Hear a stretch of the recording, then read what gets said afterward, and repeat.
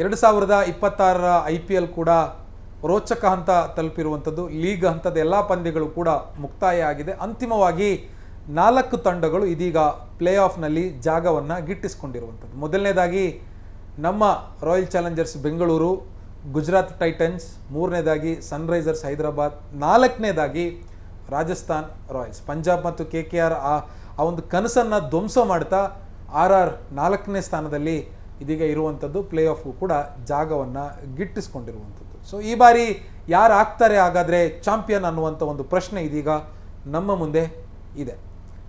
26ನೇ ತಾರೀಕಿಂದ play of ಪಂದ್ಯಗಳು ಕೂಡ ಶುರುವಾಗ್ತಾ ಇದೆ. ಮೊದಲನೇ ಪಂದ್ಯದಲ್ಲಿ RCB versus Gujarat Titans GT. ಒಂದು ಕಡೆ ಕಿಂಗ್ ಕೊಹ್ಲಿ, ಮತ್ತೊಂದು ಕಡೆ ಪ್ರಿನ್ಸ್ ಗಿಲ್ ಮುಖಾಮುಖಿ ಆಗ್ತಾ ಇರುವಂಥದ್ದು. ಮತ್ತೊಂದು ವಿಶೇಷತೆ ಏನು ಅಂತಂದರೆ, ಇದೇ ಮೊದಲನೇ ಬಾರಿಗೆ RCB ಮತ್ತು GT ಅಂದರೆ ಯಾವ ತಂಡ ಗೆದ್ದರೂ ಕೂಡ, RCB GT ಅಂತಲ್ಲ, ಹೈದರಾಬಾದ್ ಇರ್ಬೋದು, RR ಇರ್ಬೋದು, ಯಾವ ತಂಡ ಗೆದ್ದರೂ ಕೂಡ ಎರಡನೇ ಬಾರಿಗೆ ಟ್ರೋಫಿ ಗೆದ್ದಂತ ಆಗುತ್ತೆ. ಸೊ ಇದು IPL ಇತಿಹಾಸದಲ್ಲಿ ಒಂದು ಅಪರೂಪದ ಪ್ಲೇ ಆಫಿಗೆ ಈ ಬಾರಿ IPL ಸಾಕ್ಷಿ ಆಗ್ತಾ ಇರುವಂಥದ್ದು. ಯಾವುದೇ ತಂಡ ಗೆದ್ದರೂ ಕೂಡ ಎರಡನೇ ಬಾರಿಗೆ ಟ್ರೋಫಿ ಗೆದ್ದಂಗಾಗುತ್ತೆ. ಆದರೆ ಮತ್ತೊಂದು ವಿಚಾರ ಏನು ಅಂತಂದರೆ, RCB ಗೆದ್ದರೆ ಸತತವಾಗಿ ಎರಡನೇ ಬಾರಿಗೆ ಗೆದ್ದಂತಹ ತಂಡ ಅನ್ನುವಂಥ ಹೆಗ್ಗಳಿಕೆ RCB ಪಾಲಾಗುತ್ತೆ.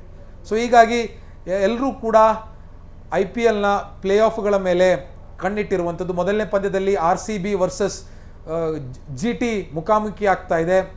ಧರ್ಮಶಾಲಾದಲ್ಲಿ ಪಂದ್ಯ ನಡೀತಾ ಇದೆ. ಜಗತ್ತಿನ ಅತ್ಯಂತ ಸುಂದರ ಕ್ರಿಕೆಟ್ ಸ್ಟೇಡಿಯಂಗಳಲ್ಲಿ ಧರ್ಮಶಾಲದ್ದು ಕೂಡ ಒಂದು.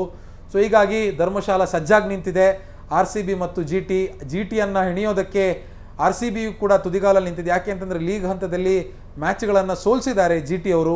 ಸೊ ಹೀಗಾಗಿ ಅದರ ಒಂದು ರಿವೆಂಜನ್ನು ತಗೋಬೇಕು. ಮತ್ತು ಮೊದಲನೇ ಪಂದ್ಯ ಗೆದ್ದರೆ ನೇರವಾಗಿ ಫೈನಲ್ಗೂ ಕೂಡ ಹೋಗೋದಕ್ಕೆ ಅವಕಾಶ ಇರುತ್ತೆ. ಸೊ ಫಸ್ಟ್ ಪಂದ್ಯ ಕ್ವಾಲಿಫೈರ್ 1 ಆಗಿರುತ್ತೆ. ಎರಡನೇ ಪಂದ್ಯ ಅಂತಂದರೆ ಎಲಿಮಿನೇಟರ್ ಆಗಿರುತ್ತೆ. ಎಲಿಮಿನೇಟರ್ನಲ್ಲಿ SRH ಮತ್ತು RR ಮುಖಾಮುಖಿ ಆಗ್ತಾ ಇದೆ. ಸೋತವರು ಮನೆಗೆ, ಗೆದ್ದವರು ಕ್ವಾಲಿಫೈರ್ 2ಗೆ. ಅಂದರೆ ಕ್ವಾಲಿಫೈರ್ 1ನಲ್ಲಿ RCB ಮತ್ತು GT ಪಂದ್ಯದಲ್ಲಿ ಯಾರು ಸೋತಿರ್ತಾರೋ ಅವರು ಎಲಿಮಿನೇಟರಲ್ಲಿ ಗೆದ್ದಿರೋರ ಜೊತೆ ಮತ್ತೆ ಒಂದು ಪಂದ್ಯ ಆಡಬೇಕಾಗುತ್ತೆ. ಅದೇ ಕ್ವಾಲಿಫೈರ್ 2. ಸೊ ಅಂದರೆ 3 ಮತ್ತು 4ಅಲ್ಲಿರುವವರಿಗೆ ಅವಕಾಶ ಇರೋದಿಲ್ಲ. ಅವರು ಒಂದು ಪಂದ್ಯ ಸೋತರೆ ನೇರ ನಾಕೌಟ್ ಮಾದರಿಯಲ್ಲಿ ಮನೆ ಕಡೆಗೆ. ಆದರೆ 1 ಮತ್ತು 2 ಅಲ್ಲಿ ಪೊಸಿಷನಲ್ಲಿರುವವರಿಗೆ ಒಂದು ಪಂದ್ಯ ಸೋತರೂ ಕೂಡ ಮತ್ತೆ ಪ್ಲೇ ಆಫ್ನಲ್ಲಿ ಮತ್ತೊಂದು ಅವಕಾಶ ಇದ್ದೇ ಇರ್ತದೆ. ಅದೇ ಕಾರಣಕ್ಕೆ 1 ಮತ್ತು 2 ಸ್ಪಾಟನ್ನು ಉಳಿಸ್ಕೊಳ್ಳೋದಕ್ಕೆ ಬಹುತೇಕ ತಂಡಗಳು ಕೊನೆಯ ಹಂತದವರೆಗೂ ಕೂಡ ಹೋರಾಡ್ತಾರೆ. ಸೊ ಈ ಬಾರಿ RCB ಹೋರಾಡಿ ಆ ವಿಚಾರದಲ್ಲಿ ಗೆದ್ದಿದೆ. ಕೊನೆ ಪಂದ್ಯ SRH ವಿರುದ್ಧ ಸೋತರೂ ಕೂಡ ರನ್ ರೇಟನ್ನು ಕಾಯ್ದುಕೊಳ್ಳೋ ಮುಖಾಂತರವಾಗಿ ನಂಬರ್ 1 ಸ್ಥಾನದಲ್ಲೇ ಉಳ್ಕೊಂಡಿದೆ. ಸೊ ಹೀಗಾಗಿ ಒಂದು ಸೋತರೂ ಕೂಡ ಮತ್ತೊಂದು ಅವಕಾಶ ಇದೆ. ಆದರೆ ನಾವು ಸೋಲೋದಿಲ್ಲ ಅನ್ನುವಂಥ ಒಂದು ದೃಢ ನಿರ್ಧಾರಗಳು ಈಗಾಗಲೇ RCB ಪ್ಲೇಯರ್ಸ್ಗಳಿಂದ ಬಂದಿರುವಂಥದ್ದು. ಸೊ ಹೀಗಾಗಿ GTಯನ್ನು ಸೋಲಿಸಿ ಫೈನಲ್ಗೆ ಮುನ್ನುಗ್ಗೋದಕ್ಕೆ ರಾಯಲ್ ಚಾಲೆಂಜರ್ಸ್ ಬೆಂಗಳೂರು ತಂಡ ಸಜ್ಜಾಗಿರುವಂಥದ್ದು. ಎರಡನೇ ಪಂದ್ಯ 27ನೇ ತಾರೀಕು SRH ಮತ್ತು RR ನಡುವೆ ನಡೆಯುತ್ತೆ ನ್ಯೂ ಚಂಡೀಗಢ್ನಲ್ಲಿ. ಅದಾದ ಬಳಿಕ 29ನೇ ತಾರೀಕು ಎರಡನೇ ಕ್ವಾಲಿಫೈಯರ್ ನಡೆಯುತ್ತೆ, ಅದು ಕೂಡ ನ್ಯೂ ಚಂಡೀಗಢ್ನಲ್ಲಿ. 31ನೇ ತಾರೀಕು ಫೈನಲ್ ಪಂದ್ಯ ನಡೆಯುತ್ತೆ ಅಹಮದಾಬಾದ್ನ ಮೊಟೇರಾ ಬಳಿ ಇರುವಂಥ ನರೇಂದ್ರ ಮೋದಿ ಸ್ಟೇಡಿಯಂನಲ್ಲಿ. ಭಾರತದ ಅತ್ಯಂತ ದೊಡ್ಡ ಸ್ಟೇಡಿಯಂ ಕೂಡ ಹೌದು. ಸೊ ಹೀಗಾಗಿ ಈ ಒಂದು ಪ್ಲೇ ಆಫ್ ಮೇಲೆ ಇದೀಗ ಎಲ್ಲ ಕ್ರಿಕೆಟ್ ಅಭಿಮಾನಿಗಳ ಕಣ್ಣು ನೆಟ್ಟಿರುವಂಥದ್ದು. ಈ ಬಾರಿ ಹಾಗಿದ್ರೆ ಗೆಲ್ಲುವಂಥ ಫೇವ್ರೇಟ್ ಯಾರು ಅನ್ನೋಂಥ ನೋಡ್ತಾ ಹೋದರೆ ಕ್ರಿಕೆಟ್ ಎಕ್ಸ್ಪರ್ಟ್ಗಳು ಅಥವಾ ಮಾಜಿ ಕ್ರಿಕೆಟ್ ಆಟಗಾರರು ಇವರೆಲ್ಲರೂ ಕೂಡ ಗುಜರಾತ್ ಟೈಟನ್ಸನ್ನು ಫೇವ್ರೇಟ್ ಅಂತ ಹೇಳ್ತಾ ಇದೆ. ಯಾಕೆ ಅಂತಂದರೆ ಟಾಪ್ ಆರ್ಡರ್ನಲ್ಲಿ ಬಲಿಷ್ಠವಾಗಿರುವಂಥ ಓಪನಿಂಗ್ ಮೂಲಕವಾಗಿ ರನ್ಸನ್ನು ಕಲೆ ಹಾಕೋದಕ್ಕೆ ಗುಜರಾತ್ ಟೈಟನ್ಸಿಗೆ ಸಾಧ್ಯ ಆಗ್ತಾ ಇದೆ. ಸಾಯಿ ಸುದರ್ಶನ್ ಇರ್ಬೋದು, ಗಿಲ್ ಇರ್ಬೋದು, ಬಟ್ಲರ್ ಇರ್ಬೋದು, ಅಥವಾ ರಾಹುಲ್ ತೆವಾಟಿಯಾ, ವಾಷಿಂಗ್ಟನ್ ಸುಂದರ್, ರಶೀದ್ ಖಾನ್ ಇಂತಹ ಬಲಿಷ್ಠ ಬ್ಯಾಟಿಂಗ್ ಲೈನಪ್ಪನ್ನು ಇಟ್ಕೊಂಡು ಈ ಬಾರಿ ಗುಜರಾತ್ ಟೈಟನ್ಸ್ ಕಣದಲ್ಲಿರುವಂಥದ್ದು. ಸೊ ಹೀಗಾಗಿ ಅತ್ಯಂತ ಹೆಚ್ಚಿನ ಫೇವ್ರೆಟ್ ತಂಡದ ಜಾಗದಲ್ಲಿ ಗುಜರಾತ್ ಟೈಟನ್ಸ್ ಇರುವಂಥದ್ದು. ಆದರೆ ಉಳಿದಿರುವಂಥ ತಂಡಗಳು ಕೂಡ ಭಾಳ ಕೆಪೇಬಲ್ ಆಗಿದೆ. ಎಂಥ ಮ್ಯಾಜಿಕ್ ಕೂಡ ಮಾಡುವಂಥ ಆಟಗಾರರು ಎಲ್ಲ ತಂಡಗಳಲ್ಲಿದ್ದಾರೆ. ಮುಖ್ಯವಾಗಿ RCBಯಲ್ಲಿ ಇಂಥ ಪ್ರೆಷರ್ ಟೈಮಲ್ಲಿ ಕಿಂಗ್ ಕೊಹ್ಲಿ,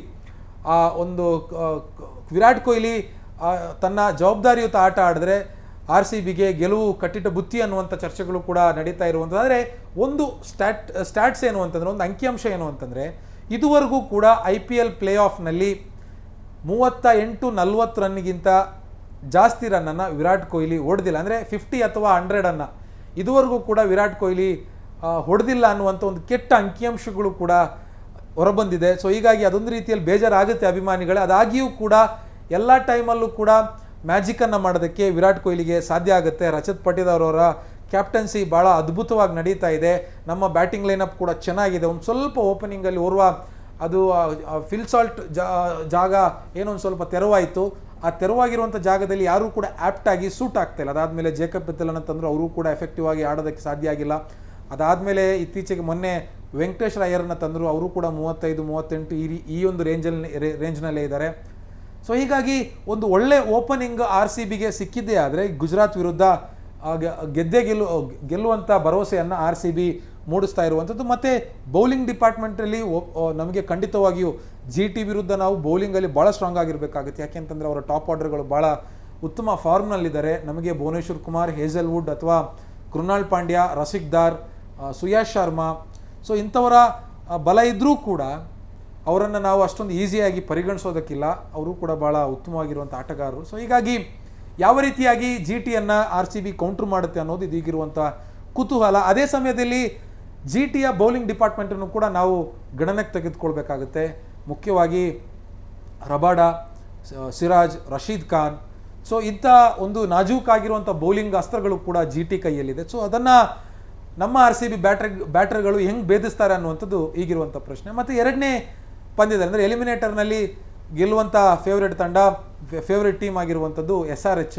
ಸೊ ಭಾಳ ಒಳ್ಳೆ ರೀತಿಯಾಗಿರುವಂಥ ಟೀಮ್ ಕಾಂಬಿನೇಷನ್ ಇದೆ. ಎಂಥ ಮೊತ್ತವನ್ನು ಕೂಡ ಕಟ್ಟಿ ಹಾಕುವಂಥ ಬೌಲಿಂಗ್ ಕೆಪಾಸಿಟಿ ಇದೆ. ಜೊತೆಗೆ ಅವರಿಗೆ ಎಂಥ ದೊಡ್ಡ ಬಿಗ್ ಟಾರ್ಗೆಟನ್ನು ಕೂಡ ಚೇಸ್ ಡೌನ್ ಮಾಡುವಂಥ ಬ್ಯಾಟಿಂಗ್ ಕೆಪಾಸಿಟಿ. ಸೊ ಹೀಗಾಗಿ ಯಾವ ತಂಡ ಗೆಲ್ಲುತ್ತೆ ಅನ್ನುವಂಥದ್ದು ಬೇರೆ ಮಾತು. ಆದರೆ ಪ್ರಿಡಿಕ್ಷನ್ ಈ ಥರ ಇದೆ. ಈ ಬಾರಿ GT ಮತ್ತು SRH ಫೈನಲ್ ಅಂತ ತಲುಪುವ ಒಂದು ಸಾಧ್ಯತೆಗಳನ್ನು ಕ್ರಿಕೆಟ್ ಎಕ್ಸ್ಪರ್ಟ್ಗಳು ಮತ್ತು ವಿಶ್ಲೇಷಕರು ಮತ್ತು ಮಾಜಿ ಕ್ರಿಕೆಟಿಗರು ಹೇಳ್ತಾ ಇರುವಂಥದ್ದು. ನೋಡೋಣ, ಈಗ ಪ್ಲೇ ಆಫ್ ಶುರುವಾಗ್ತಾ ಇದೆ.